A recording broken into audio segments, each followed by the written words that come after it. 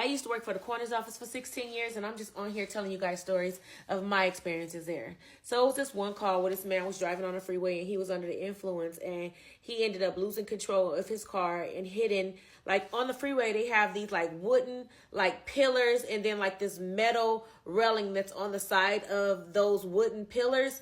He ended up getting one of those big square wooden pillars lodged into his body.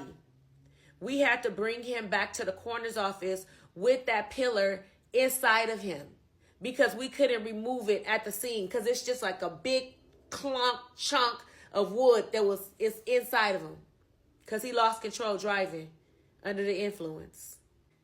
So yeah, driving under the influence is not worth it. I mean, sometimes driving under the influence, the people that are under the influence usually make it out alive, but when they don't make it out alive, them bodies is mangled. I mean, those accidents be like the worst accidents ever. It's like they just don't realize they going that fast, or I really don't know what it is that they thinking for them to be that drunk and get behind the wheel of a car. It's not worth it. Don't do it. Hi, I used to work for the coroner's office, and I'm just on here telling you guys my stories of the experiences that I've had there. So it was this one call that I had. I remember it was on the freeway. And we learned that the person that had got hit, it was an adult, but they had the mental capacity of like a 2 or a 3-year-old. And they ended up walking out of their house, and the family didn't know where they had walked to. They only had on a pair of underwear, and they were just walking the streets and ended up on the freeway. It was dark on the freeway, so when the person went onto the freeway, nobody could see. So people were going 80, 90 miles per hour, and he was hit, and his body exploded because of how hard he was hit. And so once he explodes from that initial hit, now parts of him are all over the freeway in like a half-mile radius. So when I get to the scene, it's my job to recover all the body parts and the organs and the pieces that are spread along the freeway. Now, they allowed the freeway to stay open with just one lane. So obviously people are passing by and they're rubbernecking, causing, the traffic to be probably longer than what it's going to be, which you sit in there. Everybody's has to get through, but it's taking forever because everybody wants to slow down and look at what's going on.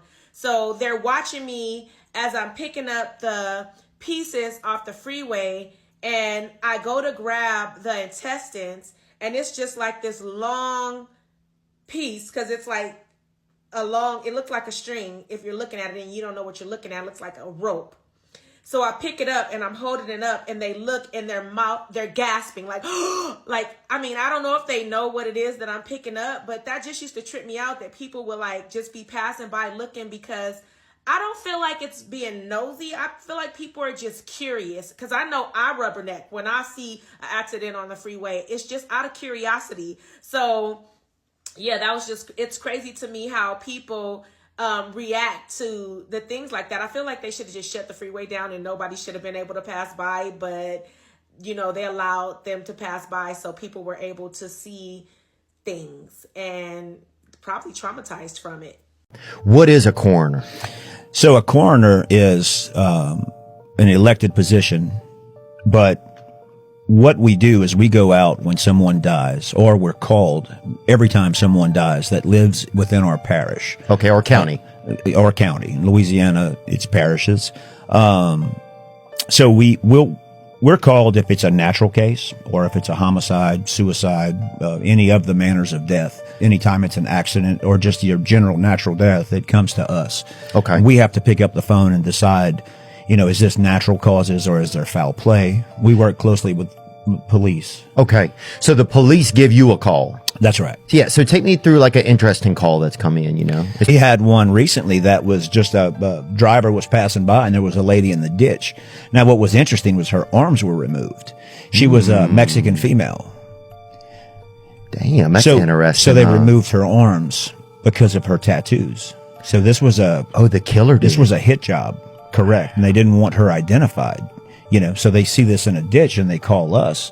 And then we got to figure out, well, where's the arms? You know, so there's interesting cases like that where people just, you know, they right time, right place, and they find bodies. And so did you roll up on that scene with no arms? Yes, yes. So when you get there, what's going on? Like, are people milling around? Is somebody, you know, like, what's the scene like when you roll up on it? Well, in that regard, there's no families present. You know, it's different than most. You know, it's a lot of sheriffs standing around looking at the dead body. Now, we have jurisdiction on that body, and legally they're not supposed to touch that body until we get there. Okay. So, of course, I would get there, look at the scene, you know, to try to find out, does she have family around here? What's she doing in this area? She's not from here. They'll do an investigation. The law enforcement will do an investigation on their part. And then I'll start looking at the body for obvious signs of foul play. And in this regard, she had no arms. Hi, I used to work for the coroner's office for 16 years, and I'm just on here telling you guys stories of my experiences there. So today I'm going to talk about people who commit suicide, gunshot wounds to head, and how it looks. So when people shoot themselves with like a lower caliber gun, the bullet sometimes just goes in. It's not through and through. It just goes in and stays in the head. And that's where we won't have to do a full autopsy, but we'll have to open up the skull to get the bullet out of the brain wherever it lodged at. And then there's the ones that shoot themselves with higher caliber guns. Well, it does go through and through, and it'll make like a burn mark on the side that they put the gun up to, and then it'll blow out this side, the opposite side of where they shot it into. So it'll be a big hole on one side where there's skull fragments and brain matter shooting out that side of the head. So in that case, we won't need to open up the head to take out the bullet. Then you have the ones where I remember going to a call where the family thought they heard a car accident outside their house, but then when they walked in the room of their son, he had blown his head off, literally. So he had a big shotgun, and he put it between his legs, and he held it like this, and he just pushed. He had the gun up to, I believe it was his chin from the looks of how it looked when I got there, but he pulled the trigger, and it blew. I mean, his head blew open and off, and it was just brain matter and skull fragment all over the room. And now I get as much of that as I can, but whatever I can't get, a special cleanup crew comes out to clean that up, because I can't get that off the ceiling or, you know, places that I can't reach. So I literally just get what I can, but that's with a shotgun. Like, he blew basically his head off. Another one where they shoot themselves, like in a car. I remember going to this one car where somebody said they were jogging and they saw something in a car. They couldn't tell it what it was because they weren't used to seeing this kind of stuff, because it was somebody in the car with their head blown off. And it was a suicide, but it didn't look real. Like, even when I got to the scene, it didn't look real, because, I mean, you could see it was a human body, but the head was just like, it was almost like alien-like, because it was like the head was gone. And so then that car needs to be cleaned up. So I get as much as I can, and then a cleanup crew has to come out, or they'll just close the car, tow the car, and send it wherever it's going to go. And then you guys have to worry about that cleanup later. But yeah. My dad worked for the LA County Coroner's office, and he was also part of their special ops team. Today, I want him to share us a story from one of the cases he went on while on the special ops team, and just let us know a little bit more about that. Special ops is our SORT team. What we did was we would go to, for example, train crashes. I went to the Glendale train crash where 11 people died. I was at the Chatsworth train crash where 24 people died. Also skeletal recovery. Was the special ops team also sent out to go get Kobe and the Gianna over there, since it was Yes. 5 people and they... Yes. Yeah? Yes. Okay. And the reason why you said 5 people is because you know, we've talked about it, and in order to have a mass fatality, at the time it was 5 or more dead. So this one happened, yes, I'm going to say it, Inglewood. Okay. Why I'm more specific on some versus others, you know, people might want to look it up a little bit. This man was about 500 pounds. This guy was heavy. They bought a house together. The sister, brother-in-law, 2 nieces, this gentleman, don't know what family he had of his own. So they were going to build a house in the back, and they had started the footing on the house in the back. Then I think they might have trenched out for the pipes and things of that nature. The gentleman that house was going to be for him and his family became frustrated. And his thing was, why is it that you're not working on my house, but you have your house? What he ended up doing was he walked into their house one night. He ended up shooting his 2 nieces, very young. They were under 10. And then he shot his brother-in-law, shot his sister, and then he ended up shooting himself. It was a very sad. Yeah, very sad case. One of our viewers wanted to know if I've ever picked up someone that was really overweight and how do we do it. This was one of those cases too. On top of the tragedy and the sadness, what we did was this gentleman, being that he was easy 400 pounds. You want to know how we ended up getting him on the gurney? Being that he was so heavy, even though you have to go up a couple of inches and put him on the gurney. It was simple. I've done this before, and this is what I told my peers that day. And there was a lot of us because it was a mass fatality. How we take care of decedents in general is we will put down a white bed sheet. That is common practice, LA County. We will put on a sheet of plastic, common practice in LA County, and we would put the body on top of there and wrap them up like a tamale, tie the head part, tie the foot part. Then you, say it was a 150-pound person, the investigator and myself would put them on the gurney. Okay, real simple. In this case, you would have to turn them to the left, tuck the sheet in plastic underneath, turn them to the right, undo the sheet in plastic. That way you can continue to do that. And maybe you might have to double it, okay? Then we use this cotton style ropes, and we would tie, say, from the chest area, the waist area, the leg area, and it makes everything so nice and tight so you can do your job easier. This is what I came up with because I've done it before. I said, let's turn him to one side. And in this case, I remember in detail, we turned him to the right. We turned the gurney onto his side, like on his back. So the gurney was on the side. Everybody held him and the gurney. So when we turned the gurney back down on the wheels as it was on the floor, he came out on top. Yeah. Okay. So it really worked out really, really well. Yeah. Where does the ghostly, supernatural, Ghostbusters stuff come out? So we get to the office, right? It was me and my buddy. It was only him and I. Could bring them in, put them on an autopsy table. We zero out the scale, because it is a big scale on the floor. It is a scale that is built into the floor. Mm-hmm. And so what happens is that you put the autopsy table there, press 0, you put the body on top, and you get the exact weight of the human being. Got it. Okay. So then we roll them into another room. So we did that to all of them. Roll them into this certain room where we have 2 live scan machines. What are live scan machines? If you put your fingers on the computer and it takes a picture of your ridges, of your fingerprints, and it automatically goes to the people that read it, which would be your uncle, who reads them for the LA County Sheriff's Department. Mm-hmm. So goes to his neck of the woods. As we were fingerprinting these cases, mind you, by the time we got to the office, I'm going to take a wild guess and say it was probably 9 o'clock at night.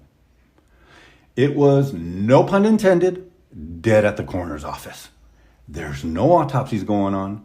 There's no one walking around. It is just the supervisor. It is whatever forensic attendants are not in the field. They might be there. And it's really quiet. Okay, here comes the creepy part. As we're doing this, some disembodied voice was calling my name. Okay, kept on saying it and kept on saying it. I said, damn, let me go see what that is. So I exit the room, and as I exit the room, just so you can know, I want to give you a little picture of it. Right in front, there's an overhead camera. Yes, there's a picture, an original picture of Michael Jackson floating around there that somebody took from court. And that is original because my buddy took that picture. Anyways, they just did a remodel a few years ago. Well, 10 years ago. They were vintage 1/4-inch rubber with 1/4-inch plexiglass butcher doors that went from our area to the autopsy area. Okay? They were swinging. Nobody passed the hallway. Trust me. It was two of us. We were And those listening. butcher doors are very heavy. Very heavy. Yeah. And you've seen them before? Yeah. Okay. All right. So, to the left, as you're looking out outside of the department, outside of the coroner's office, the supervisor was smoking, and I did see him. So I looked and I yelled out, "Hey, so-and-so, did you call me?" I said, "No." "Anybody was calling me?" I said, "No. Nobody was calling my name from them or anyone that was around because nobody was around." And it was like, who in the hell was calling my name? And why were the butcher doors that are heavy swinging? That was creepy. This is a story my buddy and I had always reminisced on because he was there to hear it and witness it. Crazy. Yeah, that was crazy. So back to the special ops team. We did everything. You have a question about skeletal recovery, about mass fatality, anything. You just ask. I have stories for everything. But hey, subscribe. Thank you. You guys are brilliant and awesome. Hi, I used to work for the Los Angeles County Coroner's Office for 16 years, and I'm just on here telling you guys stories of my experiences there. So you guys all know that the coroner's office doesn't close. It stays open 24/7, just like hospitals. And there was me right there at work on those holidays working because the coroner's office never closed. Unless my off day fell on a holiday, that was the only time I could be off on a holiday. Yeah, I could ask for the day off, but I had got so used to just working it that I was like, it wasn't even worth it. Just work the day and get that time and a half or double time or whatever it is that we're going to get for that day, money. Because death doesn't have a holiday. It doesn't know what a holiday is. So days like Christmas, Thanksgiving, Easter, 4th of July, all of those days that you guys are spending time with your family, there was somebody out there being murdered, killed in a car accident, choking on some food, drowning in a pool. It was always something. Being blown up by some fireworks. It was always something. So with that being said, I just want you guys to know, just be careful out there. And all you guys have a happy Thanksgiving. And I'm still going to be telling stories, guys. But if you have questions, ask them. I'll answer them through a video. I used to work for the coroner's office for 16 years, so I'm just on here telling you guys stories of my experiences there. Now, this is about officer-involved shootings. Now, I really don't understand why somebody would want to do death by cop because they're going to overkill. Like, everybody that I have ever picked up that has been shot by cops, their bodies are bullet riddled. They have holes, multiple holes in their face, multiple holes in their chest. Like, they only shooting, like, kill zone. Like, they not shooting like legs and arms. Like, they might hit that, but that's not what they shooting for. So I wouldn't suggest death by cop because that looked like it hurt. Like, the bodies that I've picked up in those conditions, it's just like, why did you even do this, sir? And it's always men. It's never like, I've never picked up a woman that was killed by cops. It's always been men. Another one was of this guy that was riding on a motorcycle, and he like running away from cops on his motorcycle, and I don't know what happened, but when I picked him up off the freeway, his head was run over a little bit, and it was just squashed down by the police car. I guess that was an accident. I don't think they meant to do that, but I guess he fell off the motorcycle and they was chasing him, and I don't know if they could stop fast enough, but his head was smashed in. Those are the only two that I can remember offhand, but you know, officer involved shootings and officer involved, those ain't no joke. Don't be playing around with the cops because they not playing with you. Hi, I I used to work for the coroner's office for 16 years, and I'm just on here telling you guys stories of my experiences there. So there's this one story where this Caltrans worker was on the freeway, and it was a little fire on the side of the road. And so they went over and put the little fire out on the side of the road. And what was burning is what appeared to be a mannequin that was burning. So after the fire was put out, and it was dark outside, this is late night. And so after they put out what appeared to be a mannequin, the fire, they put the mannequin on the back of their truck and decided to deal with the mannequin the next morning as far as how they were going to dispose of it. So when they came back to work the next morning, they noticed like some red fluid leaking from what was the mannequin that they put in the back of the truck. You guys already know that it wasn't a mannequin. It was not a mannequin. They figured it out, and it was a deceased person that was burning on the side of the road. The body ended up coming to the coroner's office.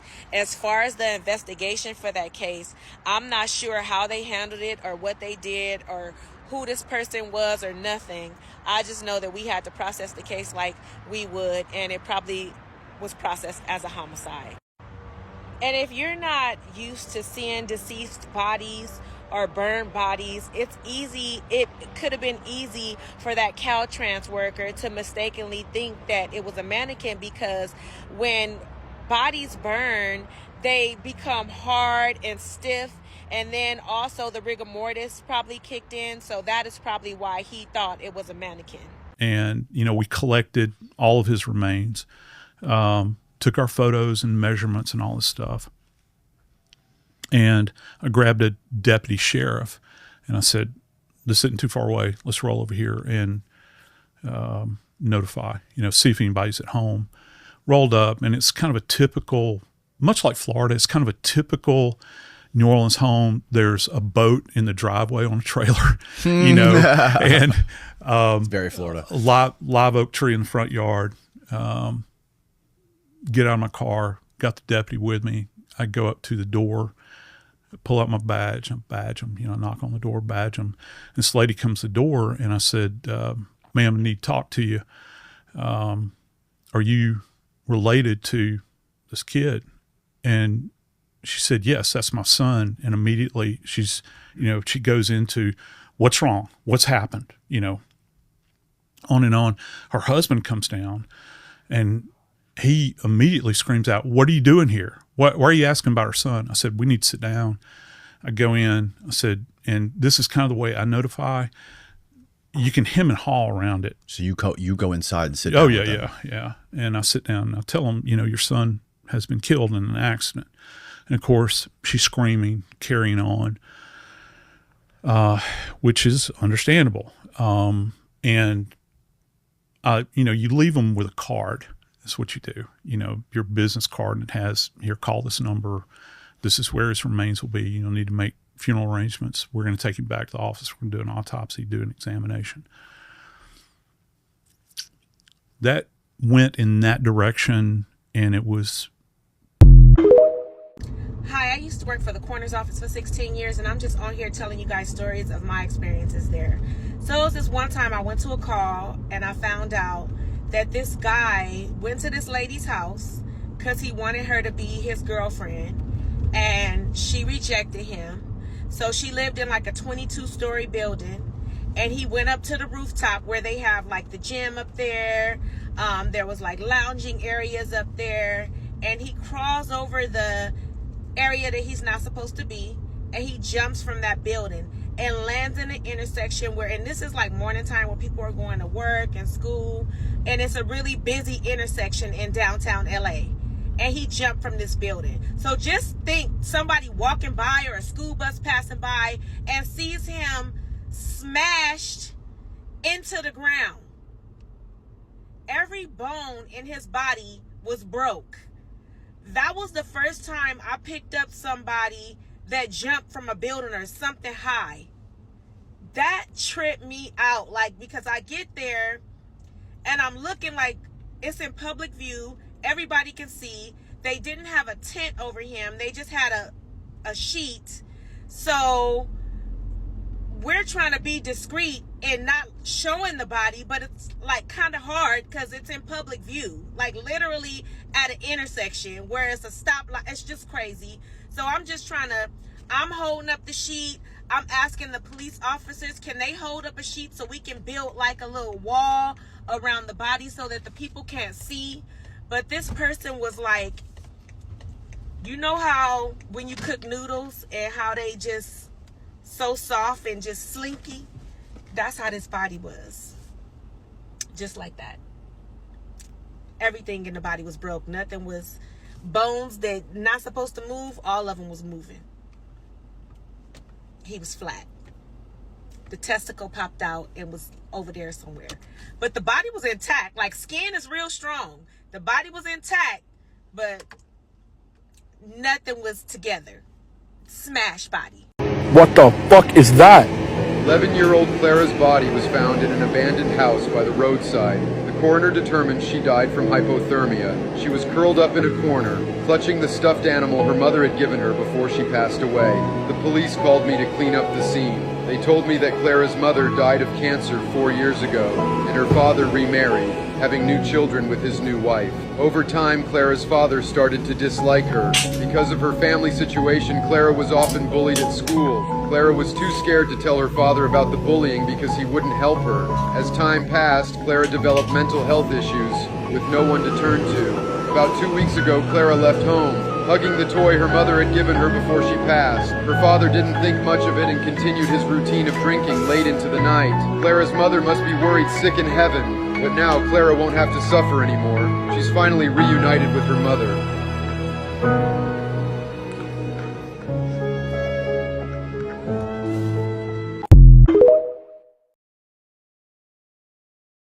Hi, I used to work for the coroner's office for 16 years, and I'm just on here telling you guys stories of my experiences there.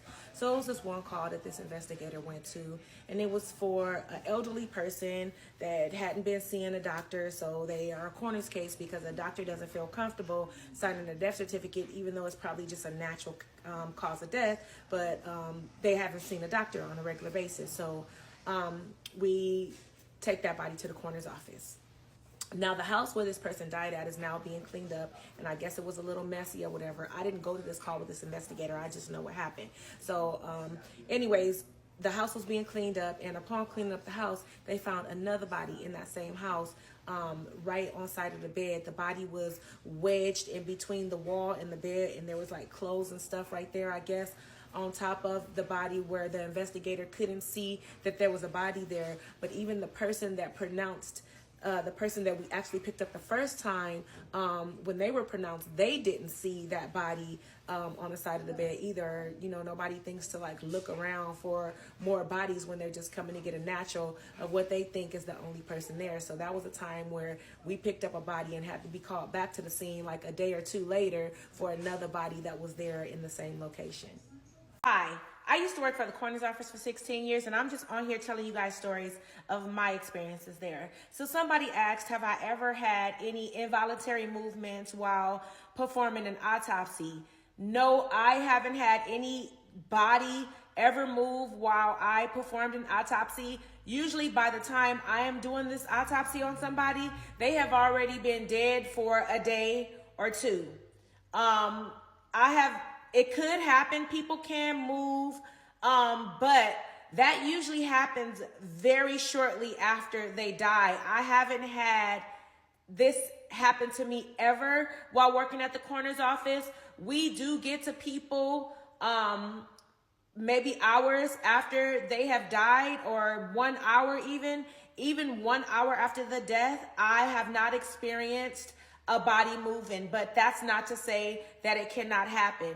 Now, if it ever did happen to me, that would have been a problem. I don't want that to ever happen to me. I do still work in a field where I do get bodies that are dead, but they're only dead for under 24 hours, because in the case of recovering their organs and tissue, we have to get the tissue within 24 hours of death. And even with that, I still have not experienced somebody moving.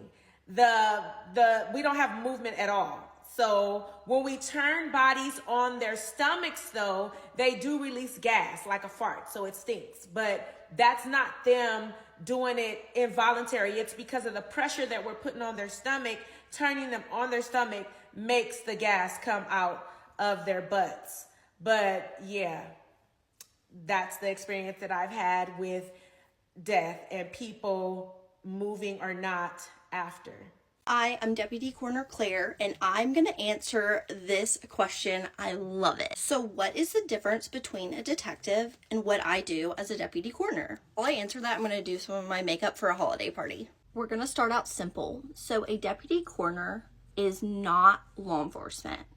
We are a part of the coroner's office, which is a separate entity than law enforcement, such as like the sheriff's department. We do not have the ability to arrest individuals, and we don't have the ability to bring about charges.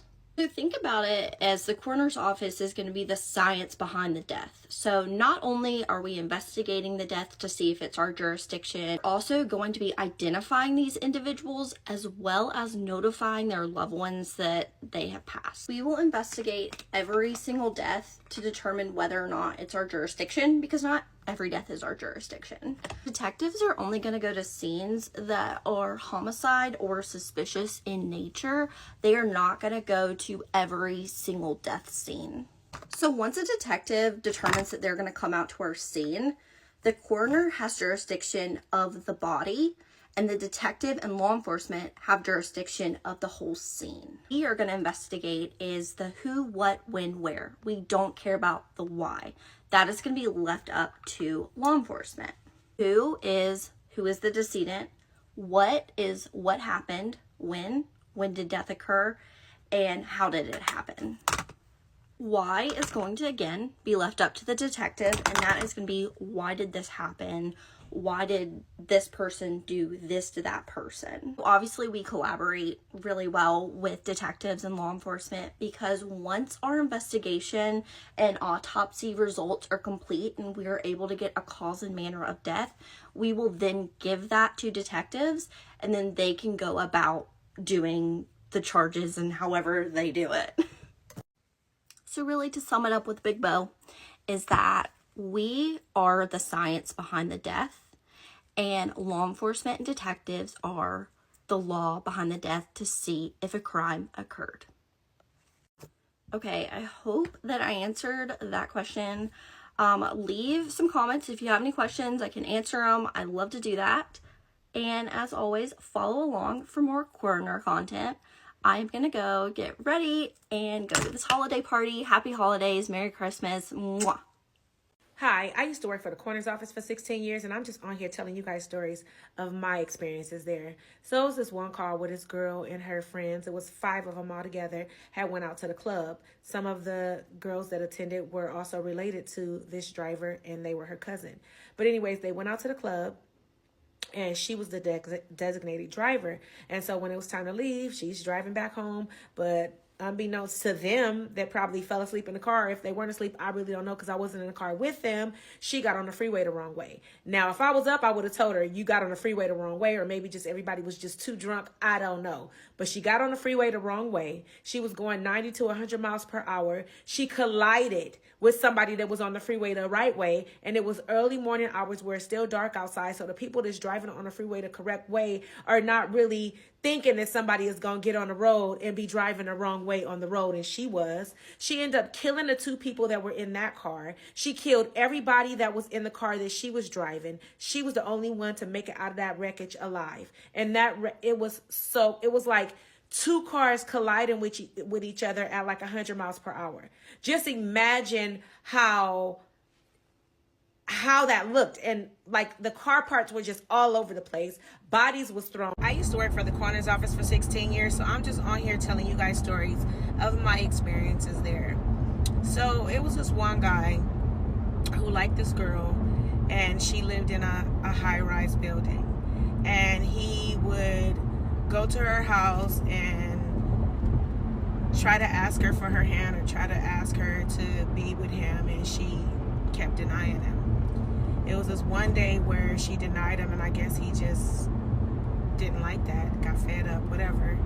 And he went to the top of, like, the top floor, which is the rooftop of her building. And on that part of the floor, you had the gym, you had like little seating areas, like rest areas, like grass areas, like where they can hang out, like park. It was like a park setting up at the top. And then there was a gate around all of that stuff. But he climbed over that gate and jumped from this 22-story building in downtown LA in the middle of a busy intersection, in the time where kids are going to school, people are going to work, like early morning. So he's in public view, and he lands in the street, not on the sidewalk. He lands in the street. So obviously that stops traffic. And when I get to the scene, they don't have a tent over him or anything. They just have a sheet over him. Nobody probably really knows what happened if they didn't see it firsthand, that the guy laying in the street just jumped from that building. So anyways, when I get to the scene, there's no tent or nothing there. So he's laying in the street with the sheet over him. I remove the sheet, and his body is like flat, like every bone in his body is like crushed. He's for the most part intact, but he was like a wet noodle, like a noodle that's boiled. Like he was so like loose. The only thing that popped out of his body was a testicle that was found a few meters away from him. And that was weird to me, because that was like my first person, like the first person that I ever had that jumped from a building, like one of my first calls like that. And I thought it was going to be way worse than what I saw, because I've seen worse from people jumping from buildings. But it seems like when people jump from buildings, for the most part, they stay intact. They just, all their bones break depending on how high they jump from. So there's this couple walking down a trail, and they see bones. And one of the bones happened to be a skull, and the other one is like the ribs of a human. And it's a couple, boyfriend, girlfriend, and the girlfriend wants to keep the bones as keepsakes and not call the cops and tell the cops, you know, that they done found a skull in a damn rib cage, or a rib. So they talking to another friend, I guess, later that night, and that friend convinced them to call the cops. So the coroner ends up going out there, and sure enough, there's a body buried there, and the body is all skeletonized. They don't know if this person has been shot. They don't know if this person shot itself. They don't know what happened to this person. So the death is labeled as undetermined until they figure out what happened to this person. But the person was buried. So,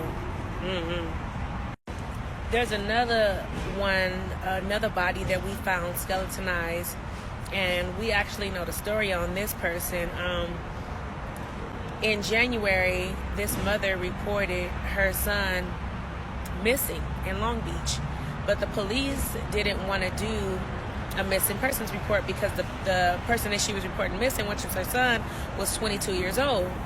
So all the way up until August, when they find this body in Angeles Crest National Forest, skeletonized with a gun, looking like the person that shot themselves in the head. And I guess they were in an area where nobody could really see. So Caltrans actually found the body, but it was skeletonized. He was a skeleton, and he probably killed himself way back in January, being that he was a skeleton now. So it's just crazy how the police wouldn't accept the police report so they can start looking for him. Another way that story can be told too is somebody could have killed him and planted the gun on him and left him there for dead, because for him to be all the way from Long Beach and now in Angeles Crest with no vehicle, because there was no car there. I don't know if he like Ubered there. I don't know how he got there, but he still had his backpack and his phone and all his belongings that were on him, clothes still on him and everything. He was just a skeleton and just dead there for who knows how long, but I just know he was missing since January. So that's just crazy. So we don't know. Like, they saying suicide because the gun was still there and everything, but shit can get planted too. So, Hi, I used to work for the coroner's office for 16 years, and I'm just on here telling you guys stories of my experiences there. So I remember this one call where this lady dressed up really nice and beautifully, took a bunch of pills, and laid down in the bed in a pretty way, as if she was laying in a casket. That's how she laid down in the bed and died.